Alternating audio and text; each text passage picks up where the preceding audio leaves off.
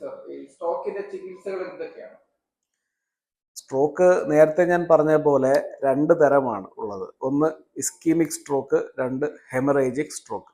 Ischemic stroke രക്തക്കട്ട കൊണ്ട് രക്തം ബ്ലോക്കായി തലച്ചോറിന് ഉണ്ടാകുന്ന നാശം. ഹെമറേജിക് സ്ട്രോക്ക് എന്ന് പറഞ്ഞാൽ രക്തക്കുഴൽ പൊട്ടി രക്തം തളം കെട്ടി നിന്നിട്ട് തലച്ചോറിനുണ്ടാകുന്ന നാശം. രണ്ടിൻ്റെയും ചികിത്സ വ്യത്യസ്തമാണ്. അപ്പോൾ രക്തം കട്ട പിടിച്ചിട്ട് രക്തക്കുഴൽ മീൻസ് ആ ഭാഗം ഡാമേജ് ആകുന്ന, തലച്ചോറിൻ്റെ ഭാഗം ഡാമേജ് ആകുന്ന ആ സ്ട്രോക്കിൻ്റെ ചികിത്സ എന്ന് പറയുന്നത് ആ പേഷ്യൻ്റ് ഏറ്റവും കുറഞ്ഞ സമയത്തിനുള്ളിലാണ് അവിടെ ചെല്ലുന്നതെങ്കിൽ, ഉദാഹരണം 4.5 മണിക്കൂറിനുള്ളിലാണ് ഈ സ്ട്രോക്ക് ചികിത്സിക്കുന്ന ആശുപത്രിയിൽ എത്തിയിട്ടുണ്ടെങ്കിൽ നമ്മൾ ചെയ്യുന്നതാണ് ത്രോംബോലിസിസ്.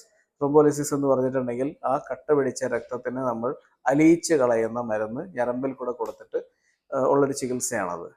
അപ്പം ആ മരുന്ന് ടെനക്ടപ്ലേസ് എന്നൊക്കെ പറയും, ഓൾട്ടിപ്ലേസ് എന്നൊക്കെ പറയും, അതിൻ്റെ പേരുകളാണത്. പിന്നെ ഉള്ളത് ഹെമറേജിക് സ്ട്രോക്ക്, തലച്ചോറിൻ്റെ അകത്ത് രക്തം തളം കെട്ടി നിൽക്കുന്ന അവസ്ഥ.